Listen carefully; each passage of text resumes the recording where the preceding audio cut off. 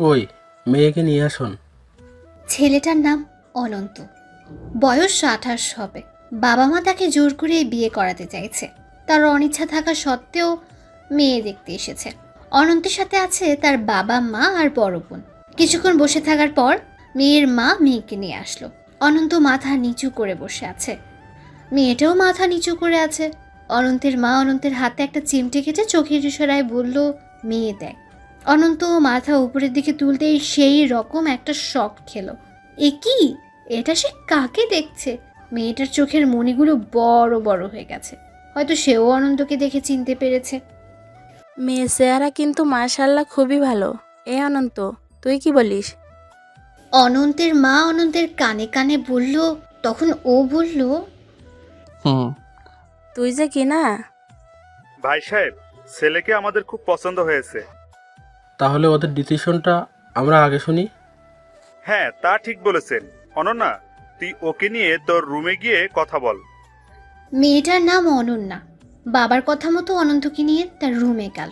রুমে যাওয়ার পর দুজনেই চুপচাপ, কারণ দুজনই দুজনকে আগে থেকে চেনে আর তাদের খুব ভালো একটা বন্ধুত্বও ছিল। আসুন একটু ফ্ল্যাশব্যাকে যাই।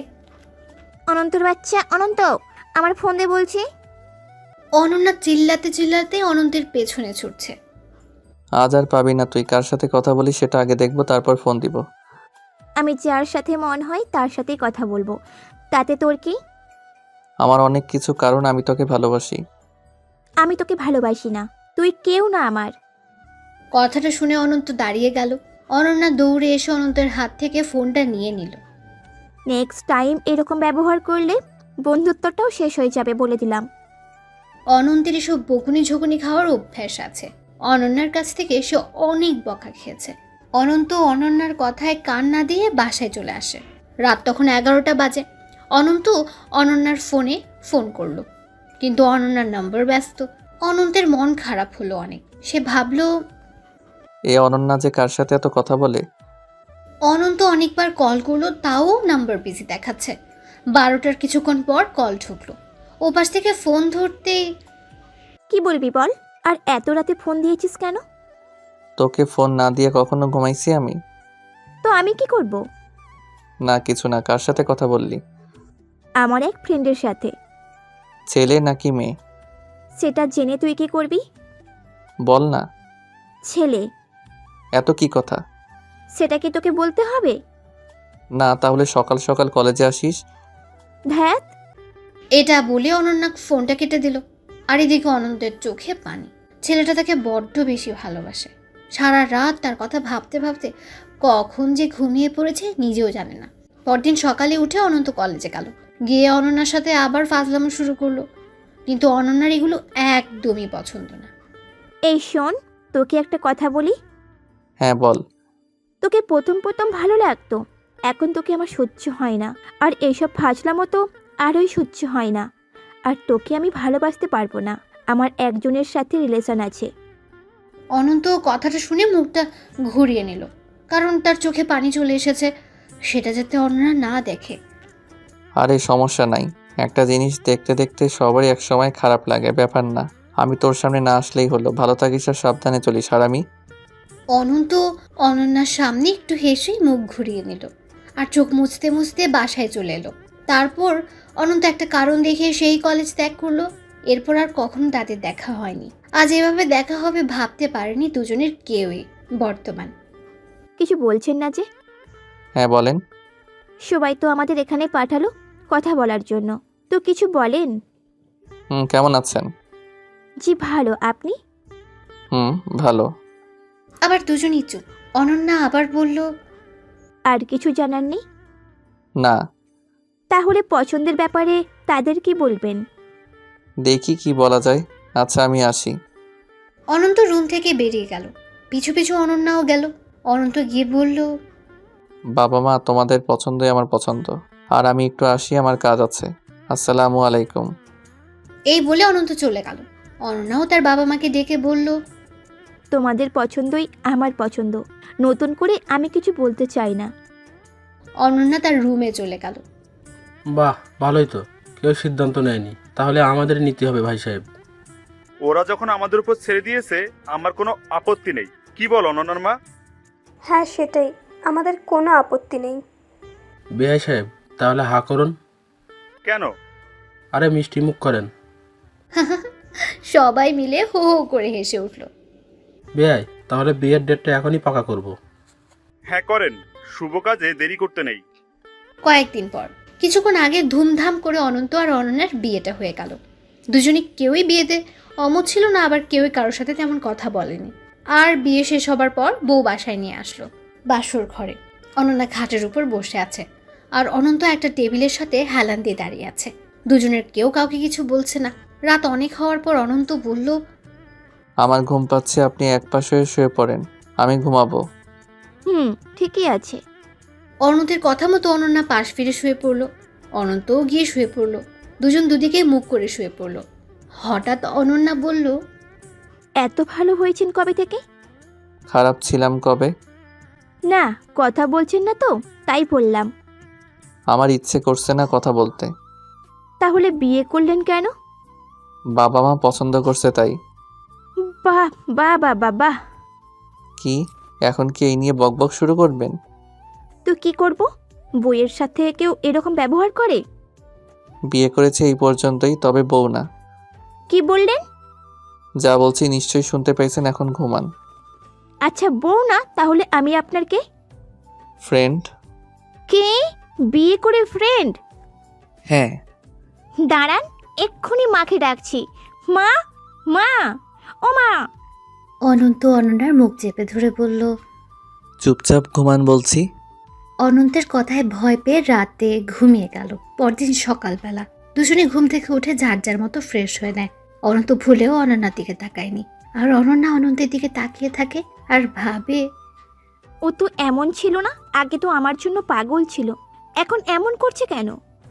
এই প্রশ্নগুলো অনন্যার মনের ভেতর ঘুরে বেড়াচ্ছে। এভাবে কয়েকদিন কাটার পর অনন্যা ভাবল, ও হয়তো আমার উপর অভিমান করেছে।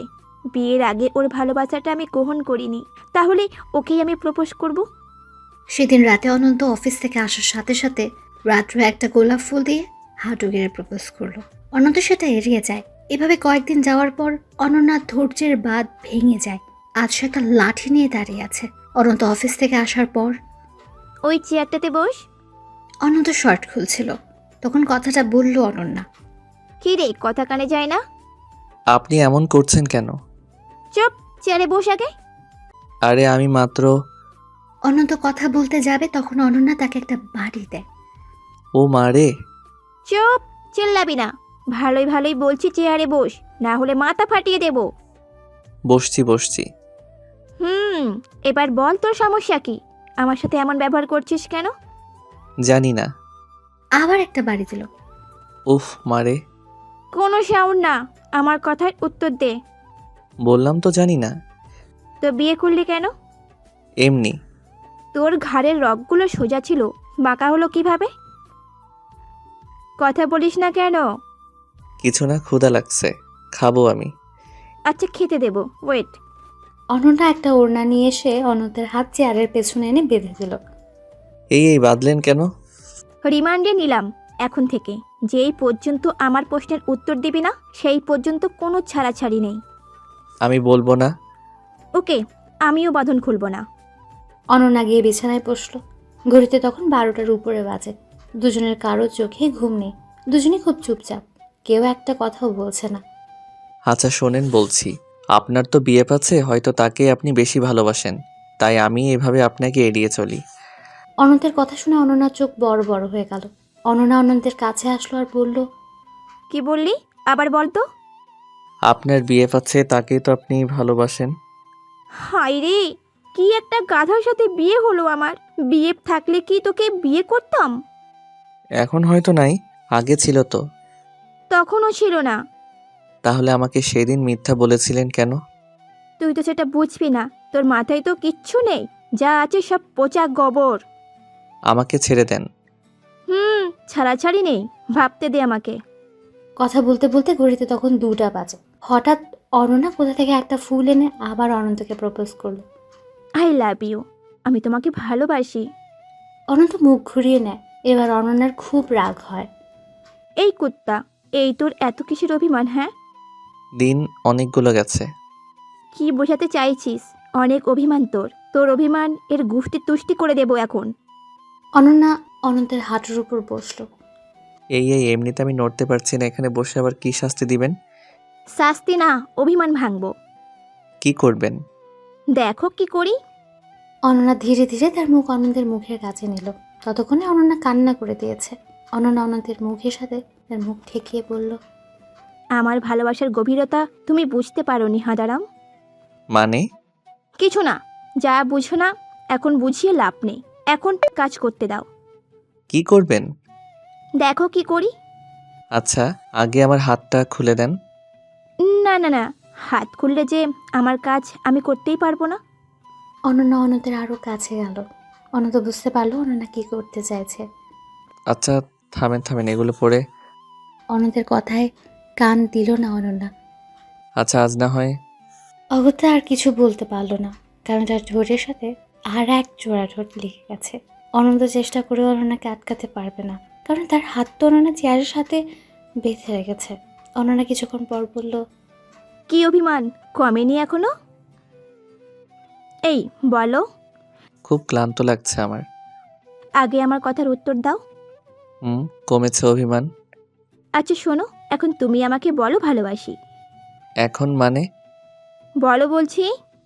ভালোবাসি। সব কিছুর জন্যই তো সরি। আর কষ্ট দিব না। আমি এখন হাতটা খুলে দিচ্ছি, আর খাবারও দিচ্ছি। অনন্ত তো ঘেমে শেষ। আজ তো অনেক রাত হয়েছে, একটু পর সকাল হয়ে যাবে। সকাল আর অফিসে যেতে হবে না, ছুটি নিও। না, ছুটি নেওয়া যাবে না। অবশ্যই যাবে, বিয়ের পর আমাকে সময় দাওনি। হুম। কি কাল আমার বাপের বাড়ি মানে তোমার শ্বশুর বাড়ি যাব। যদি ছুটি না দেয়? ছুটি দিবে কি দিবে না সেটা তোমার ব্যাপার। আর হ্যাঁ, আমার কথা যদি না শোনো, আজ রাতটার কথা মনে থাকে যেন। আচ্ছা। অনন্ত অনন্তকে চিমটি কেটে বলল, ডোজটা কেমন ছিল গো? অনন্ত লজ্জায় মাথা নিচের দিকে করে নিল। হাই রে গোপাল, এটা বর নাকি এলিয়েন? এলিয়েন লজ্জা পাচ্ছে। এরপর কি হয়েছে জানতে চাইলে সাবস্ক্রাইব করে পাশে রাখা বেল আইকনটি বাজিয়ে রাখুন পরবর্তী পার্ট মিস না করতে চাইলে। ধন্যবাদ সবাইকে আমাদের পাশে থাকার জন্য।